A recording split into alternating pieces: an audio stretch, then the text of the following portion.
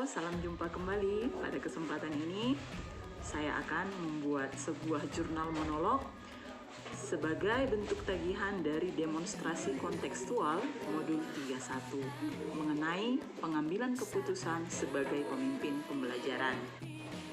Untuk pertanyaan pertama, bagaimana Anda nanti akan mentransfer dan menerapkan pengetahuan yang Anda dapatkan di program guru penggerak ini di sekolah Anda?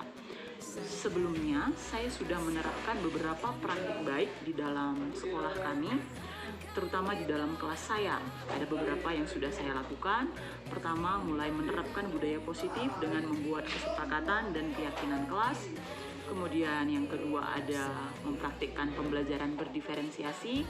Kemudian ada pengembangan kompetensi sosial emosional dengan melakukan kegiatan menyadari nafas dan membuat puisi akrostik.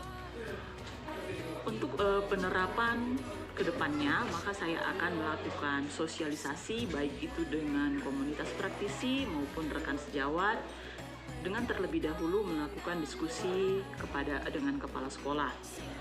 Kemudian saya juga akan mencoba merumuskan program sekolah yang mungkin berdampak baik pada murid sesuai dengan materi-materi yang saya dapatkan pada guru penggerak ini. Program sekolah akan kami susun berdasarkan visi dan misi yang sudah saya rumuskan bersama Bapak Kepala Sekolah pada lokakarya sebelumnya. Jadi berdasarkan visi dan misi ini kami akan coba merumuskan apa saja program sekolah yang berdampak baik pada murid dan berpihak pada murid. Mungkin termasuk di dalamnya seperti membuat kesepakatan kelas, kemudian mempraktikkan pembelajaran berdiferensiasi, dan mengembangkan kompetensi sosial emosional murid. Kemudian apa langkah-langkah awal yang akan Anda lakukan untuk memulai mengambil keputusan berdasarkan pemimpin pembelajaran? Yang pertama itu berdasarkan modul yang sudah saya pelajari, maka langkah pertama yang harus saya lakukan adalah mengenali nilai-nilai yang bertentangan dalam sebuah masalah. Kemudian saya juga akan menentukan siapa yang terlibat dan apa-apa saja fakta yang relevan yang berkaitan dengan situasi ini.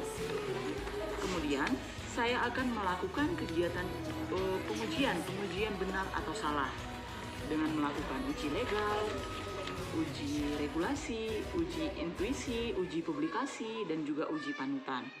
Kemudian saya akan melakukan pengujian paradigma benar lawan benar. Paradigma apa yang terjadi pada kasus ini. Kemudian saya juga akan melakukan prinsip resolusi apa yang akan saya lakukan untuk memecahkan masalah ini. Apakah berbasis pada hasil akhir, berbasis proses, atau berbasis pada rasa peduli.